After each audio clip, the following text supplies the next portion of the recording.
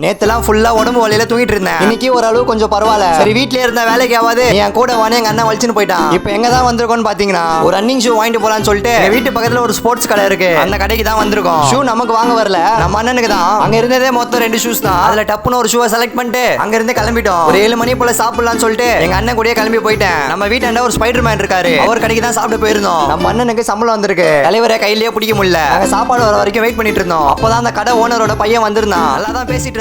நானும் அவனுக்கு நிறைய அட்வைஸ்லாம் கொடுத்துட்டு இருந்தேன். இந்த பார் தம்பி, நம்ம கிட்ட கார்டு இருந்தா எடுத்துப்பாங்க, பணம் இருந்தா புடிக்கிடுவாங்க, படிப்பு மட்டும்தான் அப்படின்னு சொல்லிட்டு போயிட்டேன். நண்பர்களே, நான் ஒன்னும் தப்பா சொல்லி அவன் காதுல அது தப்பா ஊண்டுக்குது போல. இவன் நம்ம அப்பா சொத்தை தான் கேக்குறான் அப்படின்னு நினைச்சு திட்டிட்டு போயிட்டான் போல. சரி ஓகே, நாங்களும் சாப்பிட்டு முடிச்சுட்டு வெளியில வந்து பாக்குறேன், ரோட்ல இருக்க குப்பை கிப்பெல்லாம் மேல பறகுது. சரியான காத்து நண்பர்களே. அங்கிருந்து நேரா கிளம்பி ஐஸ்கிரீம் கடைக்கு வந்துட்டோம். சரி வீட்டுல இருக்க எல்லாருக்கும் வாங்கிட்டு போடலாம்னு சொல்லிட்டு ஒரு பெரிய ஐஸை வாங்கிட்டு அங்க இருந்து கிளம்பிட்டோம். அவ்வளவுதான், வீடியோ முடிஞ்சு.